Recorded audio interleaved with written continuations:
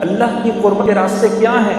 تو فرمانے لگے کبھی اس ماں کو دیکھا ہے جو پہلی مرتبہ اپنے بچے کو زمین پر کھڑا کرنے کی کوشش کرتی ہے؟ 8 9 یا 10 ماہ کا بچہ ہوتا ہے یا 1 سال کا، جب اس کو پہلی دفعہ کھڑا کرتی ہے تو اپنی دونوں انگلیاں اس کے ہاتھ میں دیتی ہیں، پھر اپنے ہاتھ چھڑوا کے پیچھے ہو جاتی ہے۔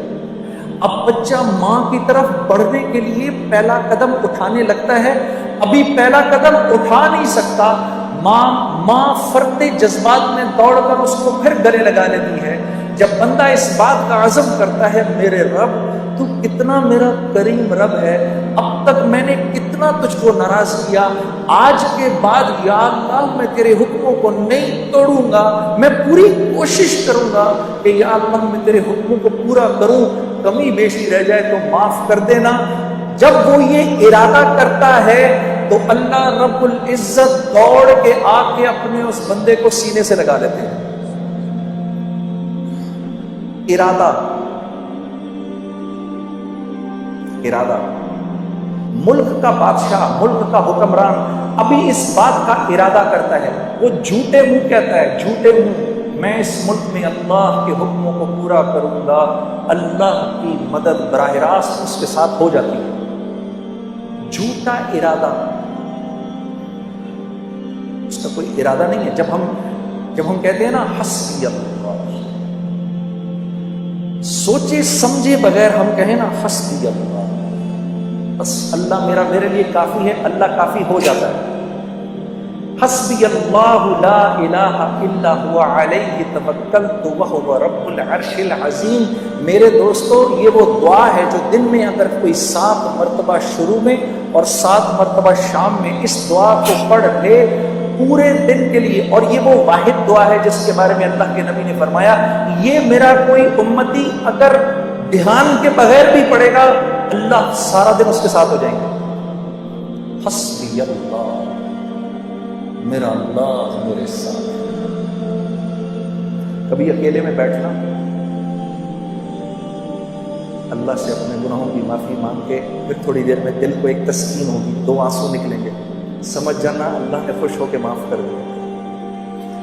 پھر کہنا آنکھیں بند کر کے حسبی اللہ، پھر یاد کرنا کہ بھائی نے کہا تھا یہ بات، ساری دنیا کا مزہ ایک طرف، یہ جو 2 بول تم بولو گے حسبی اللہ، اللہ ایسا سکون دل میں دیں گے کہ تم کہو گے دنیا کی دولت بھی اس کے آگے ہیچ ہے۔ حسبی اللہ۔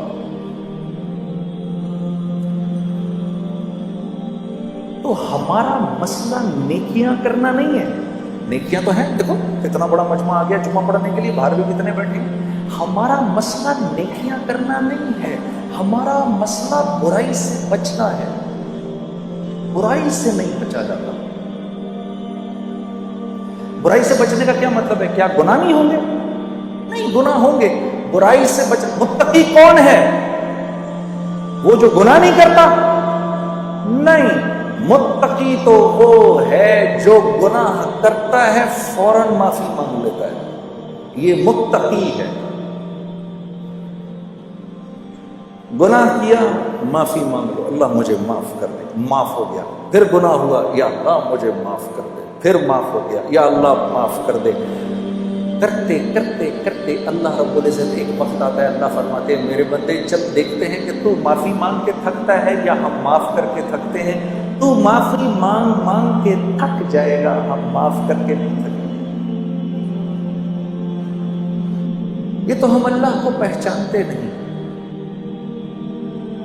آپ دیکھو یہ اسکول میں تو سبھی گئے ہیں، 8 بجے کا ٹائم، بھائی 8 بجے اسکول میں جانا ہے، 8 بجے نہیں پہنچو گے تو کیا ہو جائے گا؟ گیٹ بند ہو جائے گے، اس کے بعد گھسنے دیں گے اندر؟ نہیں گھسنے دیں گے، چلو بھائی باہر نکلو، دس گھر جاؤ۔ اب ادھر مؤذن اذان دیتا ہے، اللہ اکبر اللہ اکبر، اس رب سے بڑا کوئی نہیں ہے، یہی سب سے بڑا ہے۔ اذان ہو گئی، اذان کے بعد اللہ رب العزت کا حکم آنا چاہیے تھا، چلو بھائی بند کرو، مسجد کو بند کرو، کوئی مسجد میں نہیں داخل ہوگا۔ تو مؤذن سے کہا رک جاؤ رک جاؤ، ابھی تو میرے بندوں نے اذان سنی ہے، انہیں 15-20 منٹ تو دو، ابھی میرے بندے کاموں میں لگے، ابھی آئیں گے، میرے بندے ابھی آئیں گے، مسجدوں کے دروازے کھول دو کیونکہ مسجد میری رحمت کی جگہ ہے، میرا گھر ہے، ابھی میرے بندے آئیں گے، کوئی بات نہیں اگر تھوڑی دیر ہو گئی تو ابھی تو یہ آئیں گے۔ 15-20 منٹ کے بعد نماز کھڑی ہوئی، اللہ اکبر قد قامت الصلاۃ قد قامت الصلاۃ، نماز کھڑی ہونے لگی ہے، نماز کھڑی ہونے لگی ہے۔ اب تو کہہ دینا چاہیے تھا اللہ کو، مؤذن کو، چلو جاؤ اب جا کر گیٹ پر تالے لگا، ہونا چاہیے تھا۔ بھائی سمجھ میں آنے والی بات ہے نا، 8 بجے اسکول بند ہو گیا، اب نہیں آ سکتا کوئی اندر، تو اللہ کو بھی تو، اللہ تو اسکول سے بڑا ہی ہے، لیکن نہیں، تالے نہیں لگانا، کوئی بات نہیں، تمہاری نماز کھڑی ہوگی، پیچھے سے میرے بندے آ رہے ہیں، کھول کر۔ اتنے میں جناب بھائی پہنچے، اللہ اکبر، مولانا نے پڑھنا شروع کیا، الحمدللہ رب العالمین الرحمن الرحیم۔ بھائی پہنچ گئے، یا اللہ میں کیا کروں؟ چپ کر کے کھڑا ہو جائے اس کے پیچھے، یا اللہ میری تکبیر اولیٰ مل جائے گی، مل گئی۔ رکوع کے اندر جانے لگے، رکوع میں چلے گئے، پیچھے سے دوسرے بھائی دوڑے ہوئے آئے، یا اللہ میں کیا کروں؟ چپ کر کے کھڑا ہو جا، یا اللہ میری نماز، چپ کر جا، کھڑا ہو جا، نماز مل گئی۔ 2 رکعت گزری، تیسرے بھائی آئے، یا اللہ کیا کروں؟ چپ کر کے کھڑا ہو، تیری بھی نماز ہو گئی۔ تیسری چوتھی رکعت کے اندر لوگ بیٹھے ہوئے ہیں، میں دوڑا پہنچا، یا اللہ میں کیا کروں؟ چپ کر کے کھڑا ہو جا، بیٹھ جا، اتحیات پڑھ لے، اور سلام پھیرنے کے بعد جتنی تمہاری رکعتیں رہ گئی کھڑی ہو کے پوری کر لو، میں نماز قبول کر لوں۔ اتنے میں یہ ایک بھائی بھاگے ہوئے آئے، جب سلام پھیرا، یا اللہ میری نماز رہ گئی۔ تو میرے نبی کا ارشاد ہے، کوئی نماز کے ارادے سے مسجد آئے اور اس کی جماعت چھوٹ جائے، اللہ اس کو پوری جماعت کا اجر دیتا ہے۔ ایسا اللہ ہے میرا۔ شیطان کو 2 دفعہ اپنے آپ کو دھوکہ دینے مت دو، پہلی دفعہ اس نے دھوکہ دیا گناہ کرا کر، اب وہ دوسرا دھوکہ دے گا، توبہ کرنے کا کیا فائدہ ہے، تیری توبہ قبول تھوڑی ہونی ہے۔ اس کو بولو، بدبخت، جب تجھ کو اللہ نے نکالا تھا جنت سے، تو نے 10 دعائیں مانگی، اللہ نے ساری پوری کی، تو میں تو اس کا فرما بردار ہوں، میں تو کلمہ گو ہوں، اگر میں مان پڑوں گا تو میری نہیں مانے گا۔ میرے عزیز دوستو، جب آپ اپنے گناہ کی توبہ کرتے ہیں تو آپ کو پتہ ہے کیا ہوتا ہے؟ جب ہم توبہ کرتے ہیں، اللہ اس گناہ کو معاف کر کے نیکی میں بدل کے آخرت کا توشہ بنا دیتا ہے، اور آپ ایسے ہو جاتے ہیں جیسے آپ نے اس گناہ کو کیا ہی نہیں۔